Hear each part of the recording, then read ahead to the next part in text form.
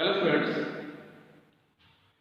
today I am going to teach you the measures of a central tendency. In this chapter, I will discuss with you about arithmetic mean, median, mode. These three measures are very important measures of central tendency. We will discuss one by one. But before going to discuss about the methods, first I want to define what is the central tendency. What is the measure of central tendency? How to measure central tendency? But the measure of a central tendency is a single value. The measure of a central tendency is a single value which is used to represent the entire set of data when we collecting the raw data and we are arranging in tabular form, diagrammatical form, graphical form. So previously I taught you how that we are collecting the raw data and how we are representing presenting in the different forms. So, is a measure of central tendency is a single value beta. Okay, and it is used to represent the entire set of data.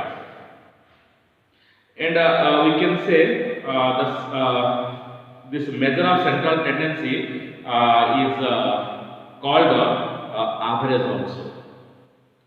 The measure of central tendency we can call it average also, and how to measure this average or measure of central tendency. Generally there are three methods: mean, median, mode, or I will discuss one by one that. Now that second point, we are going to second point. What are the function and objective of this average, means measure of central tendency? Measure of central tendency or average का what functions are there and what objectives are there. First, this average or measure of central tendency present a huge data in a summarized form, just like when that we are reading the summary of English prose, poem, supplementary, then we can get the clear form, clear idea of this particular prose, poem, supplementary, same and all. It's a measure of central tendency or average. It present a huge data, a large data in a summarized form. Second function, whatever the comparison between two variables, more than one variables, it make the comparison easier. It make the comparison between two variables or more than one variable very easy to understand. Next, whatever the taking decision while we are going to calculate the average or a measure of a central tendency, whatever the decision we are making, it helps us. Largely, it helps us in making decision very easy. Next, it helps us to know the full universe from a sample. This average or measure of central tendency helps us to know the universe, full universe. There is no necessary to go to visit full universe. If we can take a sample from any variable, then we can guess what is the condition, what is the situation occurred in the universe. Next, it traces precise relationship. It establishes relationship between different groups in quantitative term. What is doing beta? It establishes relationship between different groups. Whenever we are taking data, collecting data, we are dividing into different groups beta, classes. So it establishes the relationship between different groups in quantitative forms. Okay. Next, it helps us for computing other measure also, not only the measure of tendency, other measures also, like that your dispersion, skewness, kurtosis. These are also the different measures of statistical analysis, or we can say that statistical method. Now that next I am going to explain you what are the requisites, features, characteristics of a measure of central tendency or average. First characteristic of a measure of central tendency or average is it is rigidly defined. There is no confusion, and there is only one interpretation. Whenever you are taking the help of average to calculate the data of different groups, or we are going to present, so at that time, or for interpretation, so at that time there is no confusion. Second is average beta, measure of central tendency. It should be calculated by taking into consideration each and every item of the series. No item of the series should be left. Whenever we are calculating any statistical methods or statistical interpretation, statistical presentation, so at that time this average are taking into consideration each and every item of the series. It is not leaving any item. Next is it is least affected by fluctuation of sampling. It is not more affected. Is average beta. It is possess a sampling. It possesses a sampling stability. It possesses sampling stability. There is no instability of the samples. There is no instability in the samples whenever we are taking for any kind of a calculation. It is capable, is a measure of central tendency or average, it is capable of algebraic treatment beta for a mathematical, for a statistical analysis to expand its utility. Whenever we are analyze any statistical data or mathematical data, it helps us to expand its use, its utility. Means average is more and more used whenever we are taking into consideration in statistical analysis and mathematical analysis. Average is very easy to understand and calculate. It is not complex in nature. It is very easy to understand the value of average and to calculate the value of average data. Is it clear better? Are you getting my point? Next is the average, means the value of average or a measure of central tendency is not affected much by extreme values. If one or two very small and very large items unduly affect the average may not truly represent the character of the entire set of data. Means it is not affected by any small or large items of data. Means कोई भी extreme value, जैसे whenever we are going to calculate the value of average, at that time, if any fluctuation there, it may be small or it may be large. So it cannot affect extremely the value of average. Later many examples are we will see there. Is it clear better? Are you getting my point? Now that I am going to teach you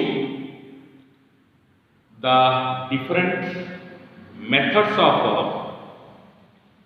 or measures of central tendency. First, I will discuss the arithmetic mean. What is arithmetic mean?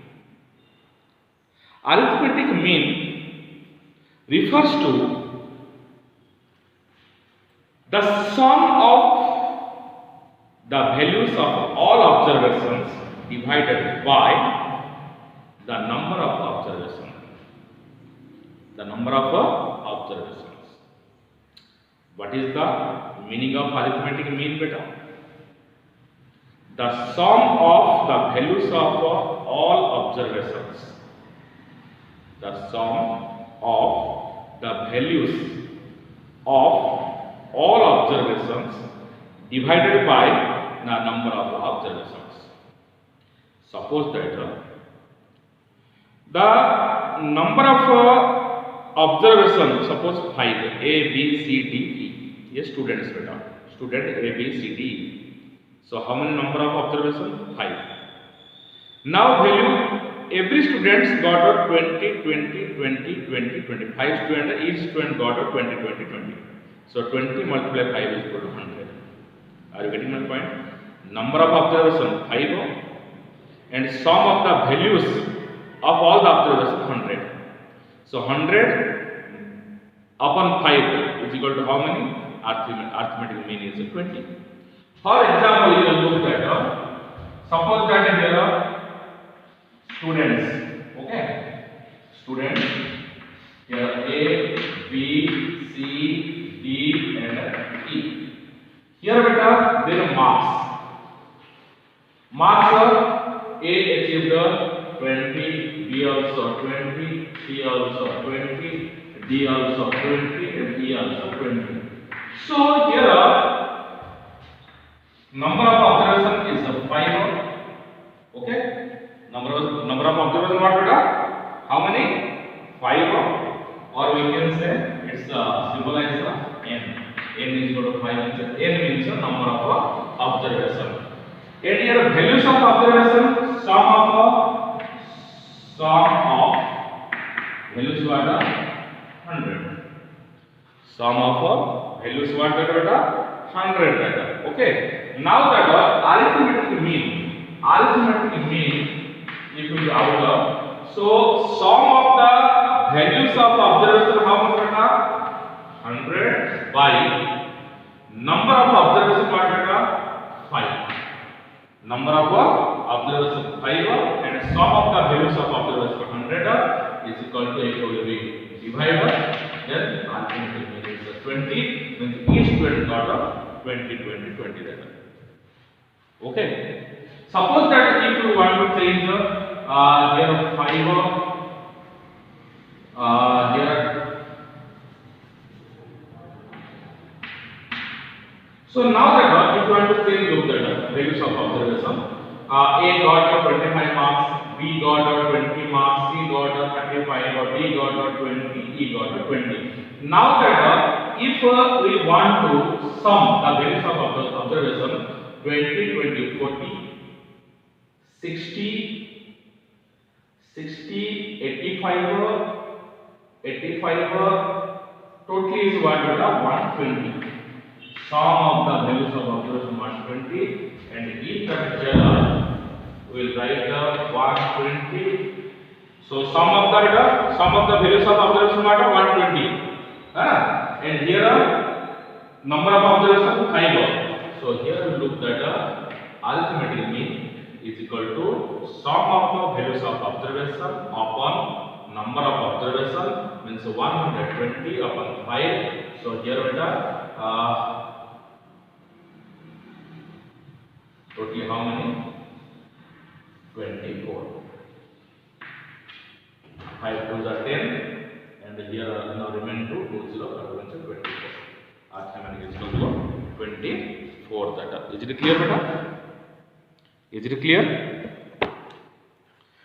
Now listen to me. What is the arithmetic mean? You understood that? And now that listen to me. Arithmetic mean is divided into 2 parts. Arithmetic mean is divided into 2 parts. One is a simple arithmetic mean and second is a weighted arithmetic mean. Simple arithmetic mean and a weighted arithmetic mean. So first that we will calculate the simple arithmetic mean. We will calculate the simple arithmetic mean. Okay, and listen to me.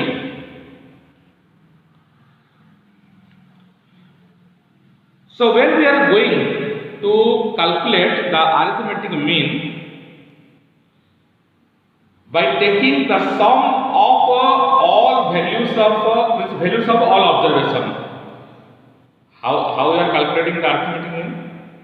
First we are taking the sum of values of all observation divided by number of observation.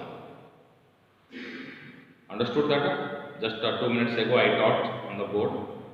Arithmetic mean is calculated by taking into consideration the sum of the values of all observation divided by the number of observation. Is it clear? So now that listen to me. There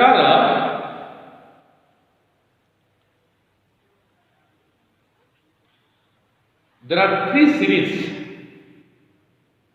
While we are calculating the arithmetic mean, simple arithmetic mean, we are taking into consideration the 3 series: individual series, discrete series, and continuous series.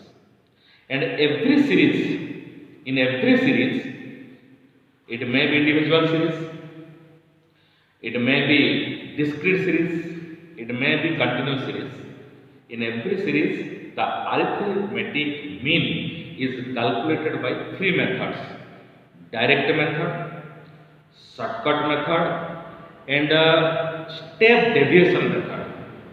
Step deviation method.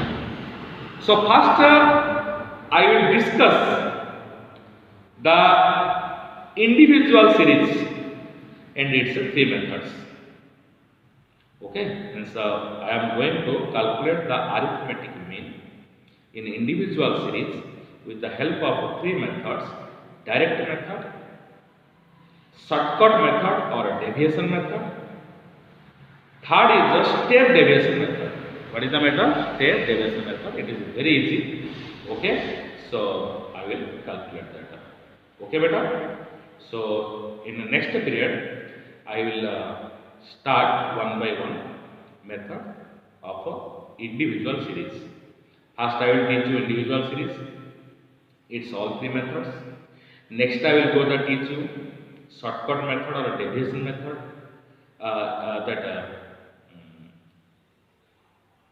After that, I will teach you step deviation method.